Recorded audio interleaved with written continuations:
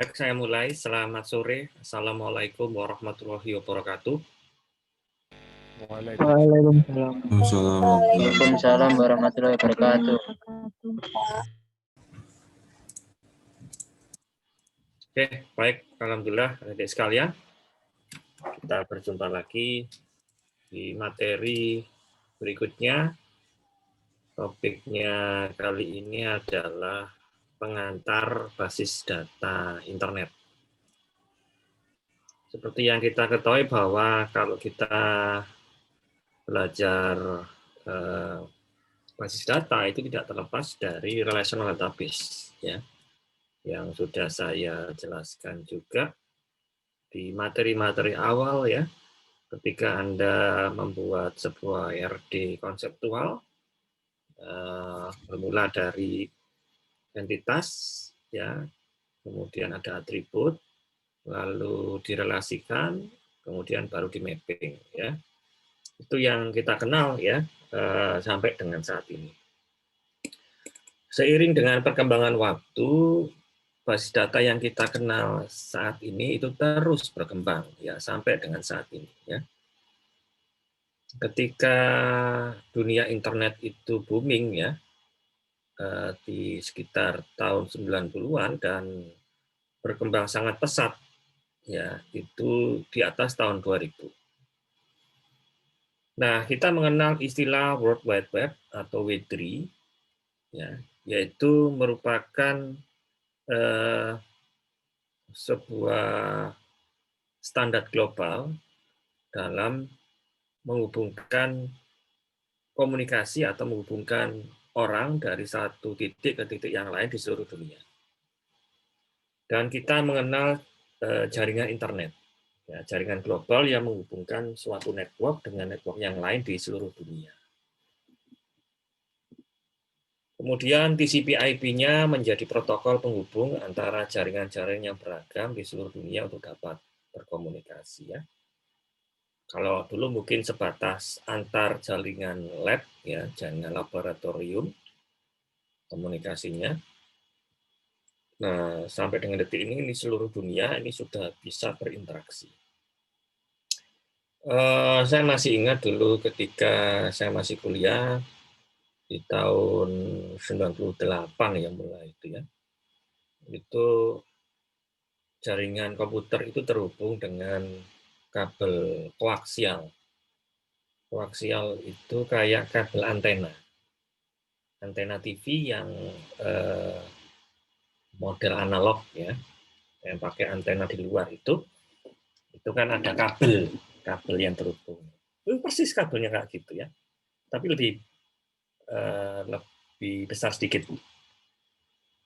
Lebih besar sedikit, ya. Di dalamnya ada satu, tengah-tengahnya itu ada kayak kabel tembaganya itu, ya. Kemudian dililit dengan lilitan. Ya. Kemudian koneksinya itu serial. Saya masih ingat tuh koneksinya serial antara misalnya 10 komputer, ya. Dulu belum ada switch, ya, adanya cuma hub. Hub itu akan terhubung di komputer 1. Komputer 1 terhubung ke komputer 2, komputer 2 terhubung ke komputer 3, dan seterusnya sampai dengan komputer 10. Itu diserikan, ya, terhubungnya diserikan. Bila mana koneksi di komputer 1 itu putus, ya, artinya ada kendala, ya, di kabelnya itu, ya, itu komputer 2, 3 sampai 10 itu akan terkendala juga. Karena dulu konsepnya adalah serial. Kemudian Pens itu tahun berapa ya sudah mulai ganti ke kabel UTP itu, ya. Mungkin di atas tahun 2001 itu, ya. Karena saya tugas akhir itu kan 2001 itu masih kabel koaksial, ya. Dulu itu komunikasi antar PC saja pakai komen itu sudah seneng gitu, ya. Oh, saya bisa ngirimkan pesan halo ke komputer sebelah. Komputer sebelah juga mengirimkan halo gitu, ya. Pakai komen prompt gitu, ya. Itu terkoneksi ke komputer saya. Itu sudah sangat senang dulu itu, ya. Karena itu teknologi yang dulu itu ya belum sepesat seperti ini ya, sewajar seperti ini. Ya. Nah, kemudian ada era yang kabel UTP itu ya. Dulu juga sudah ada internet. Ya. Dulu juga sudah ada internet di tahun 2000-an itu, tapi tidak se-booming sekarang. Kalau internetan dulu itu mungkin kita pakai modem.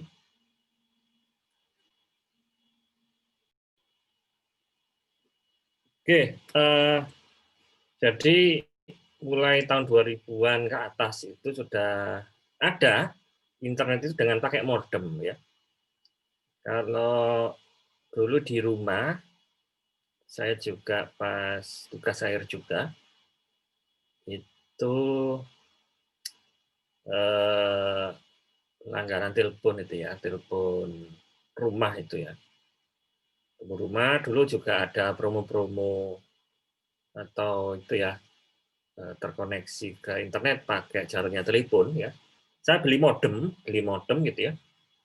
Beli modem yang PCI yang dulu masih ada slot PCI di dalam komputer itu saya masukkan, itu bunyinya khas ya. Bunyinya khas kayak suara radio, gitu ya. Bunyinya khas sebelum connect itu kayak bunyi berisik gitu ya. Setelah terkoneksi itu baru bunyinya hilang, bunyi yang berisik tadi. Dan itu memang cukup mahal pada waktu itu ya. Dengan kapasitas yang kilobyte ya enggak paling ya 256 kilobyte itu sudah ganteng pada waktu itu ya. Kalau sekarang kan sudah 10 mega ke atas. Ya. Dulu kalau nggak, saya lupa ya tarifnya bagaimana dulu itu. Tapi kira-kira cukup mahal daripada sekarang. Nah, kemudian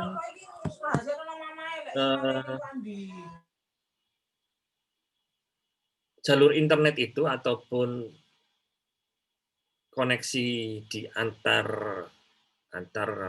PC di seluruh dunia itu kalau nggak ada konten ya nggak ada konten yang muncul di dalamnya, kalau hanya sekedar koneksi saja itu mungkin internet tidak akan se-booming sekarang ya. Jadi kalau hanya koneksi saja ya, koneksi saya ke PC di Amerika Serikat sana, itu kalau koneksi saja ini nggak menarik gitu ya. Nggak menarik. Nah, menariknya adalah ada konten. Ada konten. Jadi, kalau konten yang sekarang adalah yang kita kenal adalah media sosial, medsos. Kemudian ada YouTube. Itu adalah konten-konten yang ada di dalam dunia internet yang membuat dunia internet itu semakin menarik, semakin banyak dimanfaatkan orang. Ya.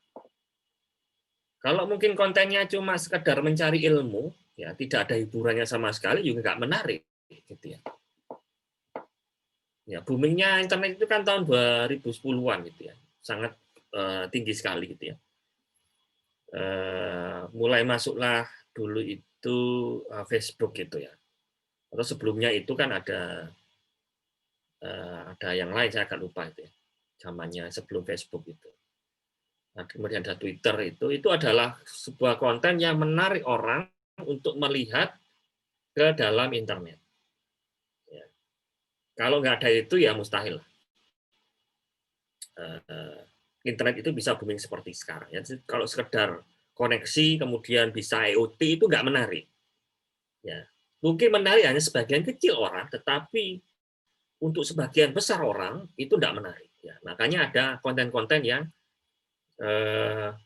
muncul di dalamnya ya, untuk menarik daya pikatnya itu untuk orang mau berseluncur ke dunia maya. Ya. Oke. Kemudian pada era pandemi ini kan ada tren yang menarik juga ya, bahwa pertemuan itu tidak harus dilakukan secara offline, tapi bisa secara online seperti ini. Ini juga menjadi daya tarik juga. Ya. Apa jadinya kalau misalnya pada era pandemi ini tidak ada internet, ya, tidak ada konten Vicon seperti ini. Terus kita belajarnya bagaimana, gitu ya? Masa by telepon ya mahal, gitu ya? Mahal jelas ya pakai telepon itu. Ya, tapi syukurlah ya, dalam perkembangan waktu ke waktu, dunia internet ini sangat-sangat berguna bagi kehidupan manusia. Baik di masa sekarang, kemudian pasti di kemudian hari. Ya, saya kira dunia internet ini tidak akan hilang, justru akan semakin kuat, kemudian kontennya juga akan semakin banyak. Ya, itu insya Allah ya, karena semakin lama akan semakin terus dikembangkan ya konten-konten dari internet itu. Oke, kita lanjut. Saya tidak menjelaskan panjang lebar ya mengenai World Wide Web, ini bukan materinya pemrograman web, tapi yang jelas adalah di dalamnya itu ada protokol untuk komunikasinya, kemudian ada alamat yang harus kita ketikkan untuk berseluncur ke dunia maya, kemudian tentunya ada kode-kode HTML yang nanti itu saling bertukar ya kode HTML-nya, lalu yang mengkompilasi sebuah kode HTML adalah browser. Ya, browser itu adalah saat ini menjadi juga tulang punggung dari dunia internet. Ya, banyak sekali juga ya macam-macam browser yang kita kenal, yang kita pakai adalah Chrome ya, yang paling terkenal. Chrome itu juga tahun berapa ya? Sebelumnya itu kan ada IE ini masih ada gitu ya, tapi diganti nama yang lain ya. Microsoft Edge ya, ganti itu sebenarnya jika dulunya pendahulu adalah IE, Internet Explorer. Kemudian ada Mozilla, ya Mozilla Firefox, kemudian sebelum-sebelumnya ada. Tapi sebenarnya browser itu banyak, tidak hanya itu. Tapi yang sering kita gunakan adalah browser-browser tersebut ya. Oke. Kemudian di dalam HTML sendiri itu yang kita kenal adalah kalau Anda belajar pemrograman web itu di dalamnya adalah tag-tag HTML ya, ada tag A, ada tag href, ada tag image dan seterusnya ya. Nah, itu yang ada di dalam HTML ya. Sampai dengan sekarang ini HTML5 di mana fitur dari code-nya itu di-extend ya, diperluas. Tentunya browsernya juga harus mengadopsi itu ya. Jadi fitur-fitur dulu kalau misalnya animasi itu hanya bisa di JavaScript, kemudian pakai Flash Player. Nah, dengan HTML terbaru itu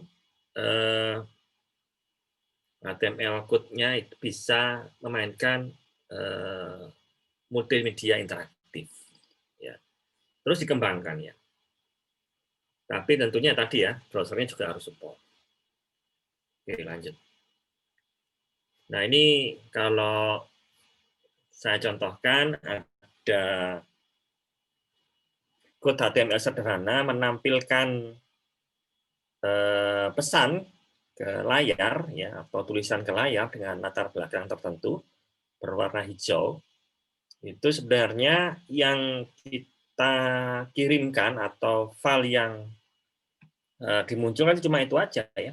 Head, HTML head, title-nya apa, kemudian body, ada propertinya background color, lalu ada tulisan dokumen HTML yang pertama. Kemudian di situ ada H3 atau heading 3. Nah, ini yang bisa membaca, ya kita juga bisa membaca, tapi nggak bisa seperti yang kita inginkan ya. Jadi misalnya kita inginkan bahwa background-nya warna hijau dengan tulisannya agak besar, maka code-nya yang harus kita tulis adalah itu. Kemudian kompilasinya atau compilernya itu adalah browser. Jadi browser menerjemahkan dari tag yang dituliskan oleh programmer ke dalam tampilan halaman web. Ya. Jadi apa yang dituliskan di HTML itu akan diterjemahkan menjadi tampilan. Itu HTML. Ya, itu HTML. Oke. Kemudian kekuatan utamanya pada dunia internet adalah browser, ya. Jadi browser merupakan software yang diinstal di mesin klien yang berfungsi untuk menerjemahkan tak-tak HTML menjadi halaman web. Browser yang kita gunakan ini masih dulu, ya. Ini zaman saya masih awal-awal nulis, ya. Itu IE, Netscape, Navigator, dan masih banyak yang lainnya. Netscape, Navigator sudah hilang. Ya. IE ganti jadi Microsoft Edge, ya, dan seterusnya. Kemudian editor yang bisa Anda pakai macam-macam, ya. Dulu itu sangat sederhana, pakai Notepad, ya, front page, kemudian Dreamweaver. Sekarang bisa Anda dapatkan beragam macam editor, bahkan yang versi online pun ada, ya. Versi editor online yang gratisan itu bisa Anda manfaatkan untuk melakukan coding HTML. Ya. Nah, kemudian hubungannya apa basis data dan web? Ya, saya panjang lebar dengan contoh tadi dalam dunia web, ya, asal mulanya sampai dengan sekarang. Terus topik kita kan basis data. Nah, itu hubungannya apa? Gitu, ya, antara dunia web dengan basis data. Kita bisa lihat clue-nya, ya, kita bisa lihat clue-nya. Nah, sebenarnya hubungannya adalah sangat erat. Nah, ketika halaman web sendiri itu statis, ya, statis artinya ya itu saja, ya, tidak ada penambahan konten terbaru, ya, maka paling boomingnya 1-2 hari, paling lama seminggu untuk orang melihatnya. Setelah itu dilihat lagi, isinya tetap. Lihat lagi di kemudian hari, isinya tetap. Orang tidak akan balik lagi. Ya, orang tidak akan balik lagi ke halaman itu. Isinya tetap. Ya. Ngapain saya melihat dengan konten yang isinya tetap? Ya. Makanya ada halaman web dinamis, ya, di mana halaman webnya tersebut itu setiap waktu berubah. Ya. Setiap waktu itu berubah sesuai dengan kondisi terkini, misalnya. Itu misalnya web page mengenai berita, ya. Itu mungkin di detik.com itu bisa jadi setiap detik itu ada kabar berita terbaru. Ya. Dan itu orang merasa tertarik melihatnya. Kemudian medsos, ya, medsos. Medsos misalnya di Twitter, ya, kita memfollow orang, kalau kontennya tetap itu saja, ya, orang nggak akan melihat lagi halaman web yang sama, gitu, ya. Nah, proses dari web page dinamis itu juga tentunya butuh sebuah media penyimpanan, ya, media penyimpanan dari sumber datanya yang kita simpan dalam bentuk database, ya. Sehingga aplikasi web sendiri itu keniscayaannya pasti terhubung dengan basis data. Ya, 90% itu terhubung, ya, sisanya enggak. Ya. Nah, jadi di dalam dunia internet, ya, dalam aplikasi web sendiri, saya kerucutkan di aplikasi web sendiri, itu kan Anda tahu ketika Anda ingin menjalankan sebuah aplikasi web, maka Anda, ini di server, ya, kalau di sisi klien itu cuma web browser saja. Tapi kalau di sisi server, bagaimana? Kita harus menginstal web server. Ya, bisa pakai Apache, bisa pakai IS, bisa pakai Nginx. Ya. Kemudian Apache, Nginx, ataupun pakai IS, itu nggak bisa langsung terhubung ke database. Butuh sebuah engine. Ya, kalau web server itu kan cuma sekedar ada request, dia mengambil file apa, filenya langsung dikirimkan ke user. Ya. Terus bagaimana kalau ada database, ya, atau proses yang lain maka kita tidak hanya sekedar mencari file kemudian mengirimkan, tetapi file tersebut itu isinya apa, code-nya apa, kemudian kalau misalnya butuh database ya dicari ke dalam dunia database, ke dalam database-nya akan kita cari. Kemudian setelah itu hasilnya dikompilasi oleh engine PHP-nya, misalnya kita pakai PHP ya, dikompilasi dalam bentuk file HTML kemudian dikirim lagi ke user ya.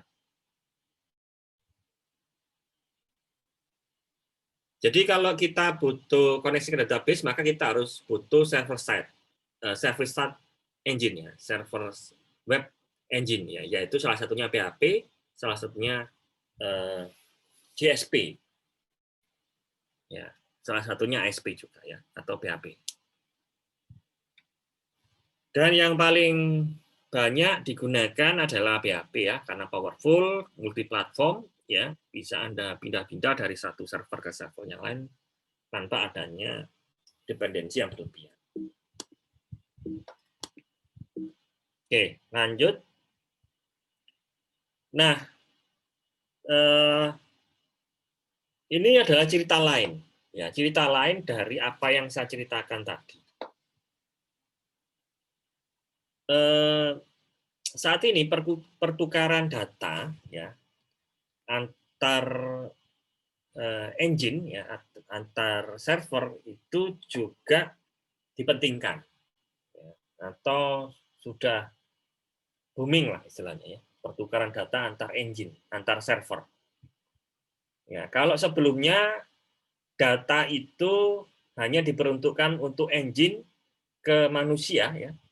Jadi engine ke manusia, jadi istilahnya yang request adalah people atau manusia ke sebuah web server, kemudian web server akan terhubung ke database, ya, kemudian database-nya itu mengirimkan datanya ke web server kembali, web servernya akan mengirimkan hasil akhirnya ke user atau manusia.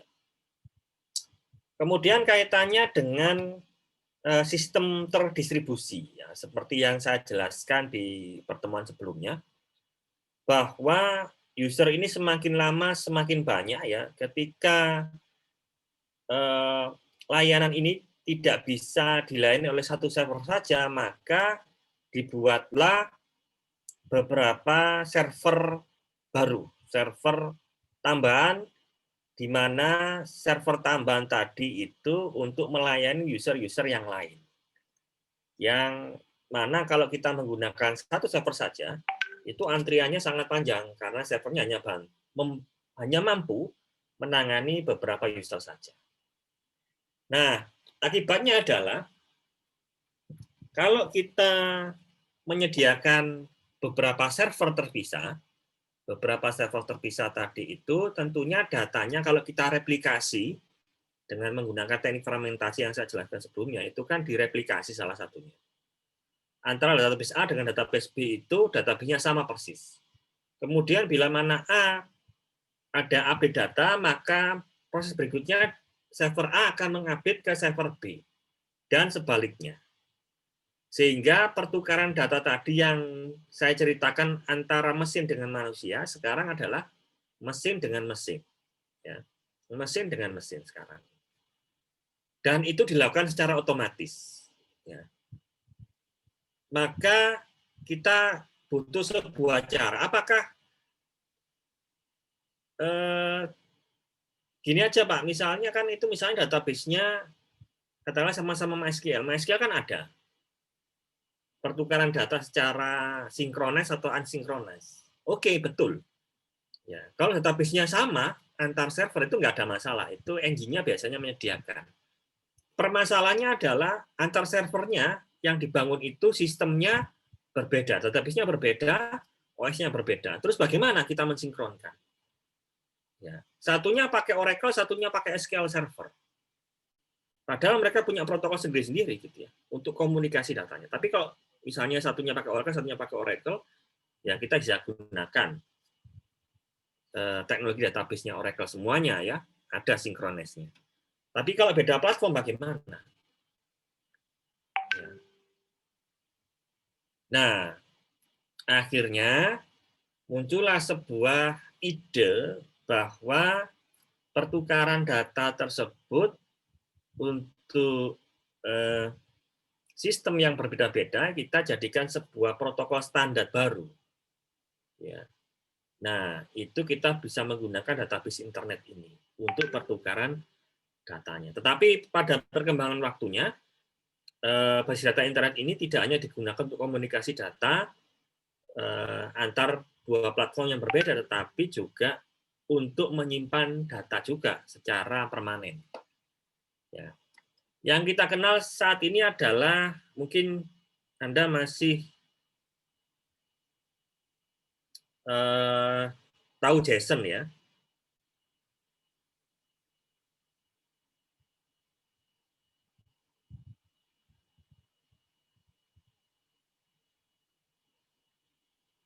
Bentar.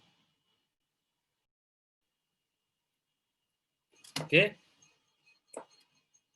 Jadi kalau saat ini Anda mungkin mengenal JSON ya.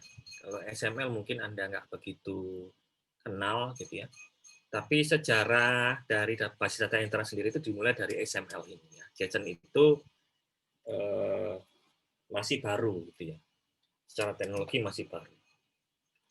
Nah, kita lihat XML sendiri kebanyakan dari Extensible Markup Language ya, dikembangkan tahun 96, mendapatkan pengakuan dari W3C pada bulan Februari 98. Teknologi yang digunakan pada XML sebenarnya bukan teknologi baru ya, tapi merupakan turunan dari SGML yang telah dikembangkan tahun 80-an. Oke, kalau HTML itu berorientasi pada tampilan, tapi XML sendiri itu bisa dibaca juga oleh browser, tapi dia nggak akan muncul tampilan. Dia hanya berupa tag-tag XML. Oke. Ini state-nya, XML berfokus pada data, XML tidak menggantikan HTML, dan XML itu melengkapi HTML. Ya. Nah, contoh script XML adalah seperti ini ya, bentuknya seperti halnya HTML, ya, tapi tag-tagnya itu bisa di-generate sendiri ya. Jadi tag book list, tag book, ya, tag author itu kan tidak ada ya di dalam HTML, tidak ada ya. Sehingga browser tidak bisa mengkompilasi dan muncullah adalah ya hanya tag-tag saja ya. Dan tag-tag ini yang nanti ada compilernya ataupun ada pembacanya yang menganggap ini adalah sebuah data internet. Ya. Kemudian setelah itu ada penggabungan ya XHTML, di mana nanti kode HTML-nya itu ditambahkan kode-kode XML, tapi nggak terlalu signifikan. Ya. XHTML sendiri itu rekomendasi dari W3C. W3C itu adalah badan dunia yang mengurusi masalah internet. Itu adalah W3C. Ini direkomendasikan tahun 2000-an ya, sudah 20 tahun ya. Sudah seumuran Anda semua ya. Kemudian W3C merekomendasikan bahwa ini adalah specification stable ya, di mana nanti ini adalah standar dari pertukaran pertukaran data internet di dalam jalurnya internet. Oke. Kemudian saat ini semua browser ya pasti support ini ya, sejak tahun itu sudah support, apalagi sekarang gitu ya. Itu masih sangat support. Kemudian mengapa kok XHTML ya? We have reached a point where many pages on the W3 contain bad HTML. The following HTML code will work fine if you view in the browser, even it does not follow the HTML rules. Ya. Jadi kalau HTML biasa itu Anda tahu bahwa ada bad HTML. Ya, bad HTML itu misalnya ada tag yang tidak dilengkapi secara sempurna, tapi masih bisa jalan. Ya, masih bisa jalan pada kondisi yang sampai dengan saat ini. Kemudian XML is markup language where everything has to be marked up correctly, which result in well-performed document. Jadi XML sendiri adalah tag HTML ya, yang mana dia harus dituliskan secara komplit. Ya, kalau nggak komplit dia nggak akan bisa running. Kemudian to demonstrate consists of different browser technologies. Some browser run internet on computer and some browser run internet on mobile Pons and Hiltz ya. The last mentioned do not have the resource power of to interpret a bad markup language. Jadi ketika nanti ini dalam kode-kode HTML itu dibawa ke beberapa device yang berbeda, seharusnya kode-kode HTML yang dibangun itu juga harus well perform, atau istilahnya tag-tag yang dituliskan itu dengan sempurna, ya ditulis dengan sempurna. Nah, XHTML itu yang nantinya itu melengkapi dari HTML, ya. Secara code-nya itu akan lebih baik. Ya. Nah, itu maksudnya ya. Kemudian XHTML adalah the next generation of HTML. Ini yang pada waktu saya tulis ya. Di mana saat ini juga pasti XHTML. Di dalamnya ada script, di atasnya itu ada version XML-nya juga. Ya. Diselipi juga di situ nanti pertukaran datanya ada. Ya. Oke. Saya lanjut ke materi berikutnya. Oke, ini masih kaitannya dengan database internet, di mana database internet pada perjalanan waktunya XML ini ada tandingannya, ya. Ada orang yang membuat sebuah format standar baru, tentu saja ada rekomendasi juga dari W3C, yaitu JSON. Ya. Tentunya ada produk baru, tentunya akan lebih baik. Ya. Harusnya seperti itu. Tetapi juga produk baru sendiri itu mungkin lebih baik, tapi juga tentunya ada kekurangannya juga. Tidak ada produk yang 100% sempurna. Ya. Oke, ini kita lompati saja, sudah saya jelaskan sebelumnya. Ini juga ya, sudah saya jelaskan sebelumnya secara gambaran ya. Oke, kita lanjut saja nih. Oke, aplikasi database internet juga adalah program yang dibangun untuk jalankan di browser internet dan berkomunikasi dengan server database. Aplikasi database internet biasanya dikembangkan dengan menggunakan sedikit grafis dan dibangun menggunakan bentuk XML dan style sheet. Style sheet-nya biasanya nggak ada ya. Sebagian besar perusahaan mulai bermigrasi dari aplikasi database desktop ke aplikasi database internet berbasis web atau mobile dalam format XML dan JSON format. Ya. Nah, tadi sudah sempat saya bahas XML itu apa. Singkatan dari Extensible Markup Language adalah bahasa markup untuk keperluan umum yang disarankan oleh W3C untuk membuat dokumen markup keperluan pertukaran data antar sistem yang beraneka ragam dan merupakan format standar dari struktur database file yang ada. Ya. Contohnya ini ya, ada tag list event gitu ya. Dalam tag list event itu nanti ada event ya, ada baris-baris event, kemudian dalam event itu ada detailnya, ada event ID, ada judul, ada tanggal, ada jam, ada lokasi. Persis seperti kita belajar di database ya, ada tabel itu ada kolom-kolomnya. Ya. Tabel itu saya katakan ini list eventnya, kemudian barisnya itu event, baris pertama, baris kedua, kemudian kolom-kolomnya itu ada event ID, judul, tanggal, jam, dan lokasi, ya, dan seterusnya. Ini adalah format XML. Bentuk tagnya seperti ini. Ya, mirip seperti tagnya HTML ya, tapi ini nggak bisa dikompil oleh browser ya. Tentunya nanti kalau dimunculkan di browser ya, munculnya sama persis dengan yang XML-nya, karena dia nggak dikompilasi ya. Kemudian XML format banyak digunakan untuk database NoSQL ya. Contoh MongoDB, karena XML mudah digunakan jika dijadikan JSON untuk dokumen database yang digunakan oleh MongoDB. XML format juga digunakan di relational database karena XML merupakan main format data dari sebuah file dokumen database. Jadi, kadangkala XML itu juga tidak hanya digunakan untuk pertukaran data, tapi memang dia format file. Format file juga. Anda bisa lihat Microsoft Office yang belakangnya X, itu dokumen yang dimasukkan ya atau yang disimpan formatnya adalah XML. Misalnya Anda view Microsoft Word ya, docx itu ya, Anda view itu bentuknya di dalamnya itu ada XML semua ya, seperti yang tadi itu. Ya, tidak hanya Office saja, tapi beberapa aplikasi itu sudah menyimpan formatnya dalam bentuk XML. Ya. Nah, kalau sebuah database dikonversi ke dalam XML dokumen itu sangat mudah. Ya. Bentuknya nanti misalnya seperti ini relational database dikonversi ke XML, itu formatnya sudah pas, ya sudah pas. Jadi dia kayak ada strukturnya ya, ada strukturnya yang lebih rapi gitu ya, terbaca dengan enak gitu ya. Itu adalah XML. Ya. Secara visualisasi adalah seperti ini. Oke, sintak XML itu dimulai dari kayak tree ya, dimulai dari root elemennya, kemudian ada child elemen, di dalam child elemen juga ada child elemen yang lain di bawahnya sampai dengan level yang paling rendah. Ya, ada subchild-nya. Ya, itu ya.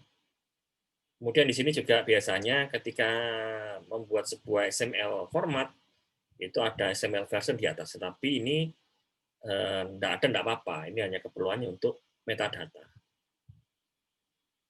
Oke ya, ini contoh yang lain. Ini contoh full syntax XML ya. Ini sepenggal data yang diubah dalam format XML. Oke, keunggulannya apa? Pertama, XML dapat menangani berbagai tingkat atau level kompleksitas. Jadi dia sangat kompleks ya. Jadi data yang sangat kompleks pun itu bisa ditangani dengan mudah oleh XML ya, karena formatnya sudah jelas ya. Dalam bentuk tree ya, di format dalam jelas dan indennya itu juga akan kelihatan. Dapat beradaptasi, dapat mengadaptasi untuk membuat bahasa sendiri. Seperti Microsoft membuat bahasa Microsoft XML atau Macromedia mengembangkan MXML. Ya. Mudah pemeliharaannya, kemudian XML mempunyai kemudahan perpindahan atau portabilitas yang lebih bagus. Ya. Oke, lanjut. Kemudian berikutnya adalah JSON. Ya. JSON itu singkatan dari JavaScript Object Notation. Ya, JavaScript Object Notation. Jadi, soalnya dia idenya dari datanya JavaScript. Ya, dia agak niru dari array-nya JavaScript. Jadi nanti bentuknya itu mirip-mirip seperti array yang ada dalam JavaScript. Karena memang singkatannya itu ada JavaScript Object Notation ya. Jadi JSON adalah suatu format ringkas pertukaran data komputer, formatnya berbasis teks ya, dan digunakan untuk mempresentasikan struktur data sederhana dan objek. Ya, contohnya ini. Nah, secara sintak itu juga sudah beda banget gitu ya. Beda banget ya, tidak ada tag ya. Sekali lagi di sini tidak ada tag kalau JSON. Ya, itu bentuknya kayak array, sebuah array. Array ada ini ya, ada indeksnya, kemudian ada value ya. Ada indeks, ada value, ada indeks, ada value. Biasanya seperti itu. Oke, lanjut. Nah, sintak JSON seperti ini ya. Nah, ini kan kayak array gitu ya. Nah, name John gini ya. Nah, itu adalah JSON ya, format JSON. Kemudian perbedaan JSON dan XML, ya, tujuan dan fungsinya. JSON sendiri adalah suatu jenis format berbasis teks, ya, atau standar untuk mempertukarkan data, yaitu manusia, enggak ini ya, ini pertukaran data antar mesin saja ya. Sebenarnya manusia juga bisa membaca, ya, tetapi diperuntukkan untuk manusia, untuk antar mesin. Maaf. Kemudian XML adalah bahasa markup yang memiliki format yang berisi seperangkat aturan untuk pengodaan dokumen yang dapat dibaca untuk komputer dan manusia. XML dikembangkan oleh Beatrice. Ya. Secara umur dia lebih tua ya XML teknologinya. Secara sintak itu JSON lebih ringan. Mengapa? Karena ada beberapa tag yang kalau di XML kan ada pasangannya ya. Kalau misalnya book, tag book, kemudian diakhiri dengan slash book. Ya. Jadi booknya itu ditulis 2 kali. Ada open, ada close. Ya. Tapi kalau JSON itu cukup dituliskan sekali. Ya. Cukup dituliskan ya book gitu ya. Book kemudian nilainya apa. Ya. Nah itu sudah menghemat separuh ya, separuh script. Sehingga pertukaran datanya itu akan lebih cepat ya, karena data yang dikirim itu ringan, nggak terlalu banyak. Ya, tapi kalau XML itu kan ada gandengan-gandengannya, pasang-pasangannya ya. Nah, itu jadinya kalau dibandingkan ya skripnya separuhnya dari XML. Ya, secara kalau misalnya XML itu 10 kilo sekali kirim ya dalam satu file, maka JSON cuma 5 kilo, separuh. Oke, lanjut. Oke, kecepatan decode JSON berbobot ringan dibandingkan dengan XML karena memiliki format serial dan lebih cepat juga. Ya. Kemudian support tipe data JSON mendukung data type termasuk integer dan string. JSON juga mendukung array. Lalu XML tidak menyediakan tipe data apapun sehingga perlu diurai menjadi data type tertentu. Ya. Tetapi pada perkembangannya XML itu juga ditambahkan ya, tambahkan beberapa fitur termasuk di dalamnya mengenal format tipe data ya. Kemudian JSON support terhadap native object ya atau pemrograman basis object. XML itu juga bisa sebetulnya juga bisa. Oke, lanjut. Kemudian JSON berorientasi data dan dapat dipetakan dengan lebih mudah. XML itu berorientasi pada dokumen dan membutuhkan lebih banyak usaha untuk pemetaan. Ya, kalau dokumen itu kan sistem besar, ya. Tapi kalau data itu kan berorientasi pada raw data yang lebih kecil. Ya. JSON tidak support untuk namespace, XML support untuk namespace.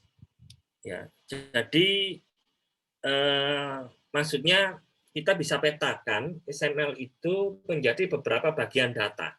Terus kita namakan tersendiri. Kita namakan sendiri. Ya. Nah, JSON sendiri sebetulnya juga perkembangan juga bisa ya. Ya kayak array gitu ya. Kayak di model array. Ya.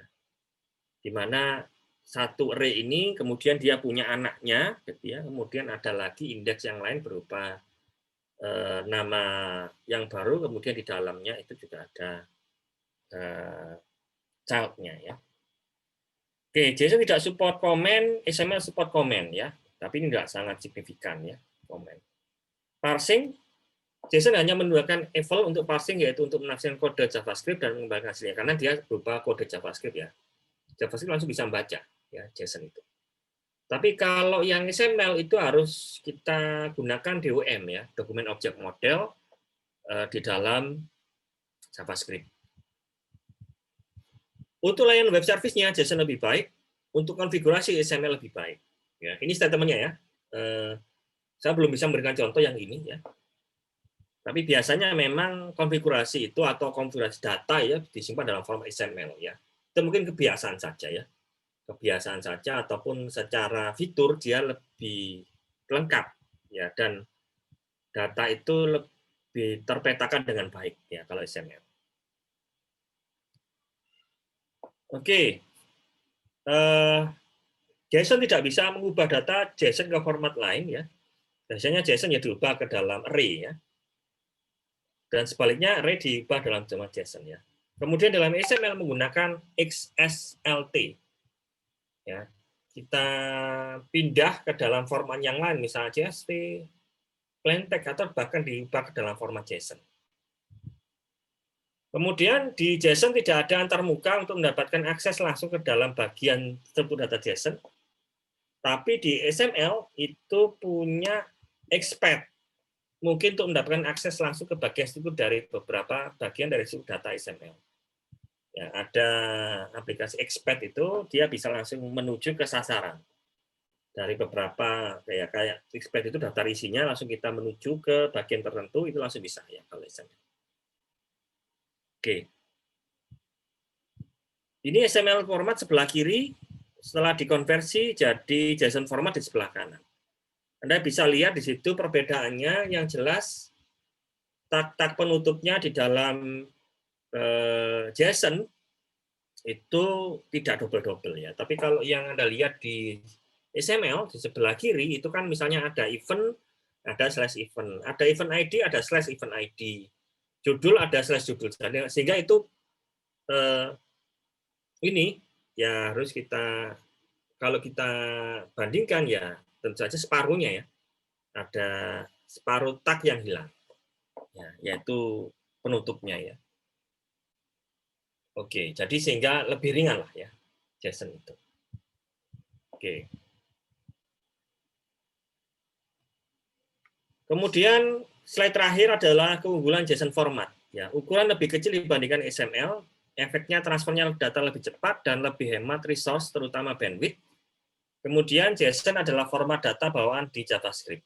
Artinya, jika data dari server dikirim ke klien dan klien menggunakan JavaScript, maka tidak perlu library tambahan untuk memprosesnya. Jadi memang JavaScript-nya sangat support dengan JSON. Ya, tetapi kalau Anda pakai XML ya harus kita gunakan konversi.